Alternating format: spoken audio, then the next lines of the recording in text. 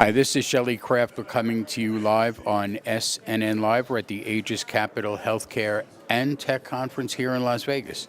I have with me Dr. Shalabh Gupta of Globavir. That's Globavir. It's a private company. Dr. Gupta, welcome to SNNLive. Thank you very much. Thank you for having me. It's good to have you. Thank you. So give us a brief overview of the company, if you would.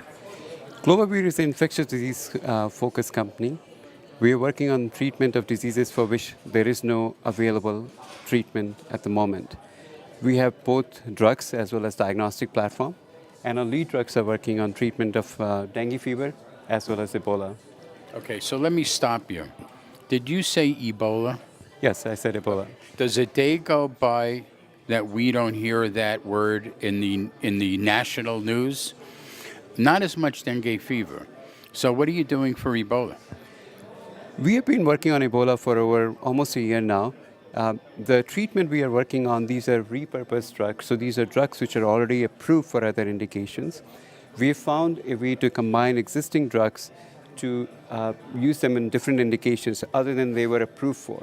And all this technology was originally developed at Stanford. Ebola and dengue, they have two different names, but they have one thing which is common, which is these are both hemorrhagic fever. And even though they belong to different genera in terms of the family of viruses, but they have a homology. Our drugs work by blocking viruses entry into the cell. And therefore, these drugs work even if virus mutates. One of the challenges for many of these virus infections is that the viruses are smarter than the pharmaceutical companies. By the time companies figure out one way to treat a virus is mutated. In fact, there was an article just recently which showed that Ebola virus has mutated 200 times. Our drugs work at the host level. They work at the human cell level. It does not matter how quickly virus is mutating, they are still able to work while other drugs do not work. Now let me share something with you. So here we're sitting in Los Angeles. Ebola is on national news.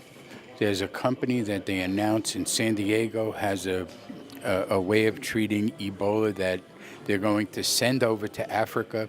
And the next thing you know, they're bringing back healthy or medical folks who had been sick with Ebola, right. And they're walking and they're back up on their feet. And then I heard that they ran out of serum. Right. What's your comment on all of this? The infectious diseases are becoming more and more global. We have always said, and as a company, we have talked about this to many other stakeholders, that the diseases of third world are becoming a first world problem. In fact, Ebola was not something that was in anybody's mind 10 months ago when we were working on it. And lo and behold, in the last 2 months, everybody in a household knows about Ebola.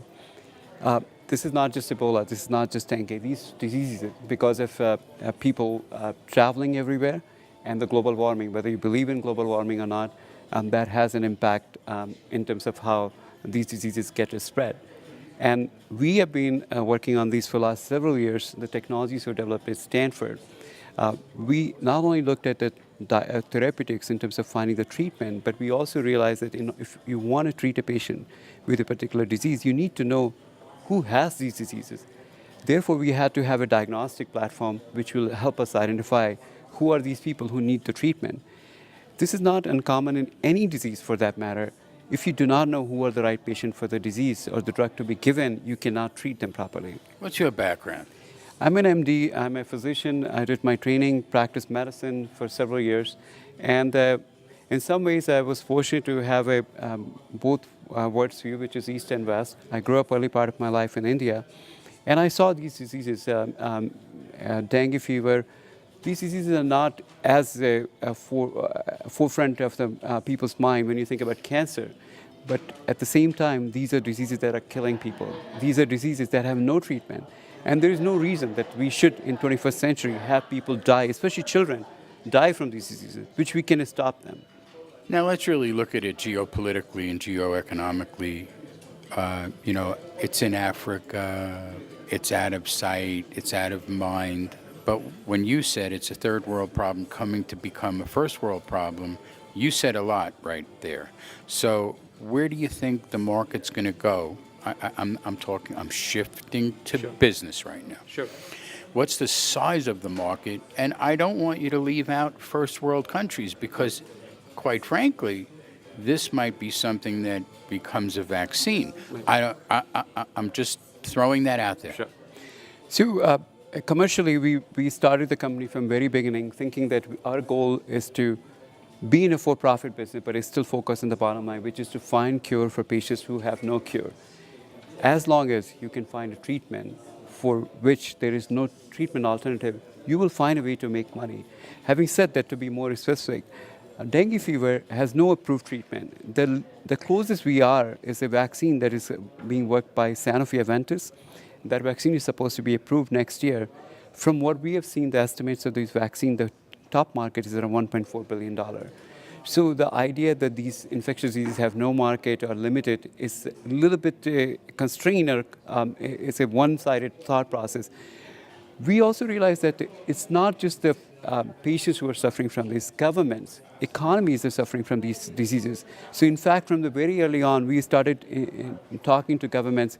We cannot disclose right now, but we have one of the Central American government that has actually shown a lot of interest, and they're working with us in our licensing a diagnostic platform. So if you think from a global perspective, in the United States, there are markets.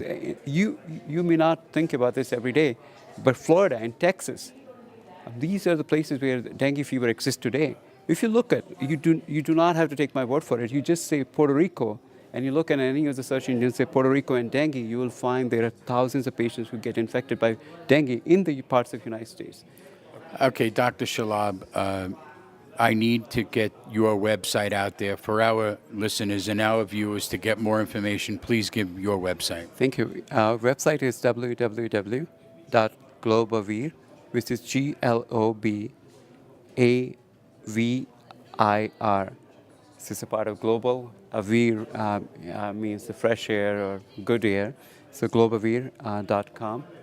Ladies and gentlemen, Dr. Shalabh Gupta, Globavir, it's a private company. I'm Shelley Kraft. This is SNNLive. We're coming to you from the Aegis Capital Healthcare and Tech Conference right here in lovely downtown Las Vegas. Thank you very much. Gupta, Thank you very much. Pleasure to have you. Thank you.